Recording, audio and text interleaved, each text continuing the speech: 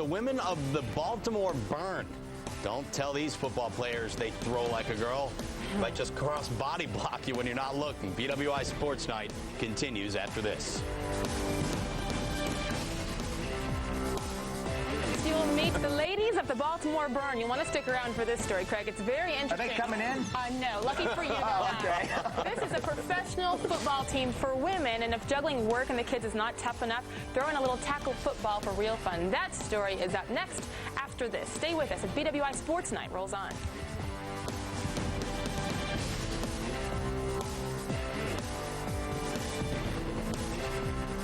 Women continue to break every sort of athletic barrier. Following in the successful footsteps of the WNBA and the WUSA comes women's full-contact tackle football. The NWFL began last year with only 10 teams, but by next season there will be 25 teams located everywhere from Maine to Florida.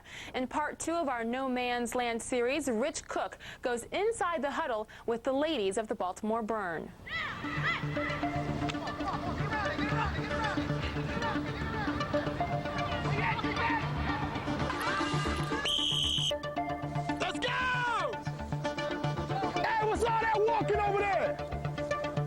I was one of those hardcore football guys. Football's for men, football's guys. What you find out when you come out here, these ladies are tough. They're really tough, and they, they bring it. You don't know they're women unless somebody tells you that they're women. But they are women of all different shapes, sizes, backgrounds, and ethnicities. Julie Ciccarelli, fullback, kicker, and punter. I'm Earlene Ward. I play defensive end, number 42. Down, set, red. The only thing most of these players have in common is their gender and an underlying toughness and determination. Defensive end Ann Tozy survived breast cancer. Running back Takima Dorsey is a working single mother. Off the field, each individual has overcome one obstacle or another. So anything less than your best is good, but not good enough. Collectively, the challenge was just getting on the field itself. I guess it makes you mad, because give us a chance, let us show you that we do have the ability to do that, and let us go for it, and if we fail, we fail. I'm 43. I've always played sports, basketball, volleyball, softball. When this came along, I said, why not give it a try? I'm a captain, and, I play through the young ladies that are playing now because I can't play, and I'm always competitive, so, just try to pick them up and help them out as much as I can. Because it looks almost like they're trying to get a reverse started. The first practice I had with pads, I thought I was gonna die. I was like, this is no way. My helmet's falling in my face. I'm trying to jump and I'm getting like an inch off the ground. And I was, God, man, I don't know if I can do this. The Burn is just like any other football team. During the week, they compete against each other on this practice field.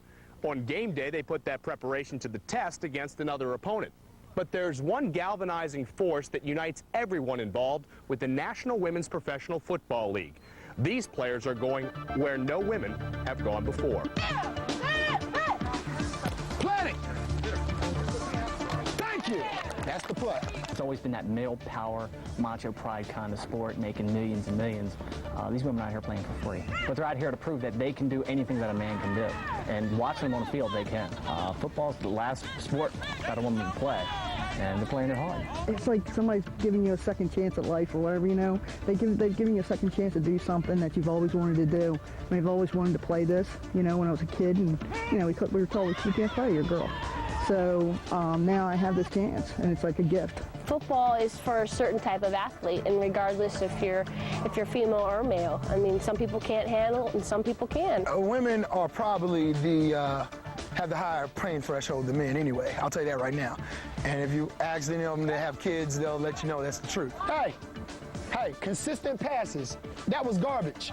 The toughness issue is about the most equal thing between men and women. If they can squeeze out a 10-pound baby, they can definitely, run with a little 4-pound football.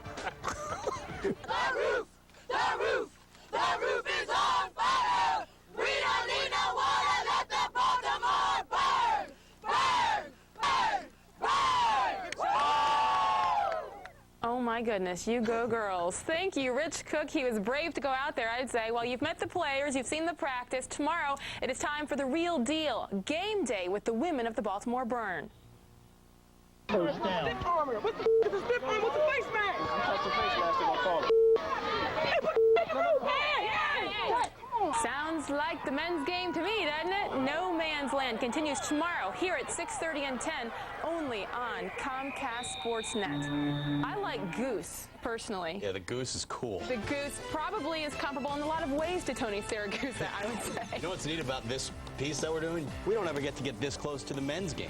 You're absolutely right. We're kind of getting an insight on football because this is football like any other kind of football. And for him to say, squeezing out a 10-pound baby, okay. All right, Coach, preconceived notions about women's athletics. The players of the National Women's Football League are shattering every stereotype. In our final chapter of No Man's Land, here's an up-close and personal look at the sights and sounds of game day for the Baltimore Burn.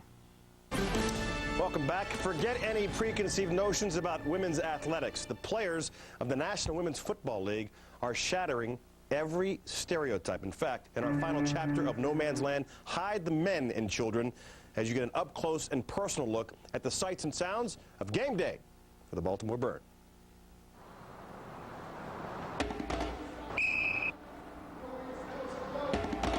"15 minutes, team, coaches." Let's bury him. Let's take him 6 feet under, push the daisies up, and let's go to the house afterwards, all right? Because we done took their house from them, and we don't want them to take our house.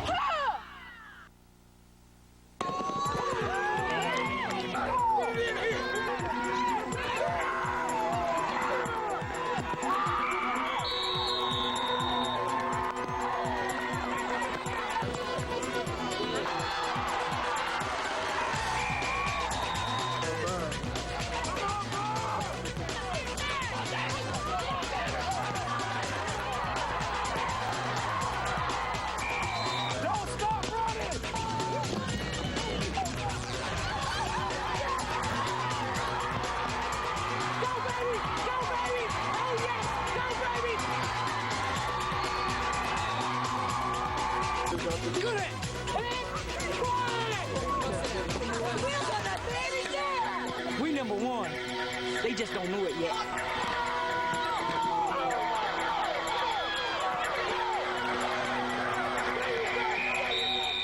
First down. Stiff armor. What the f is a stiff armor? What's the face mask? I'm touching face mask if I call it.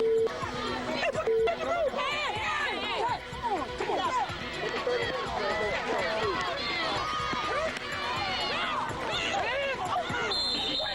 Marker down on the field. Julie Ciccarelli with the ball for Baltimore.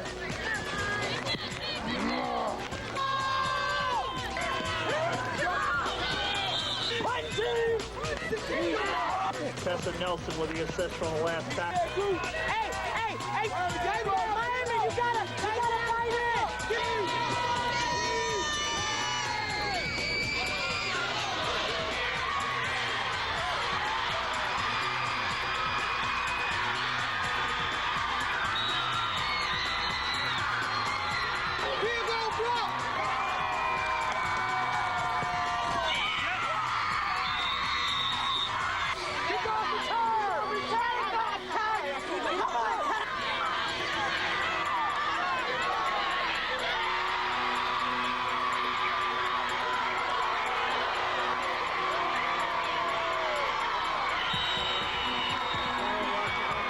That's the last one that's ever going to happen again on this field.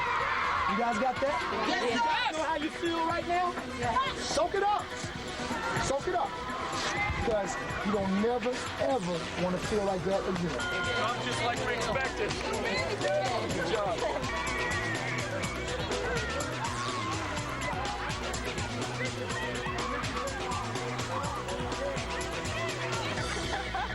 You got us this time. Okay, we got 2 more. Watch All right. We'll see. One of the few times Wow. women will actually listen to men. Anyway, the DC Divas won the game 7-6, but that's just round one. They play against each other 2 more times. So you're in June. nervous because you said that. You're nervous. By the way, nice job on the series by Rich Cook and photographer Tim Delaney. Good job, guys. That was excellent. We will be right back with more. Those ladies hugging at the end there were sisters. That's Raynette Savoy, who plays quarterback and halfback for Baltimore Burn, and DC Divas wide receiver Tatiana Savoy. Family rivalry going on. Not bad. We'll be back. Later Day is up next.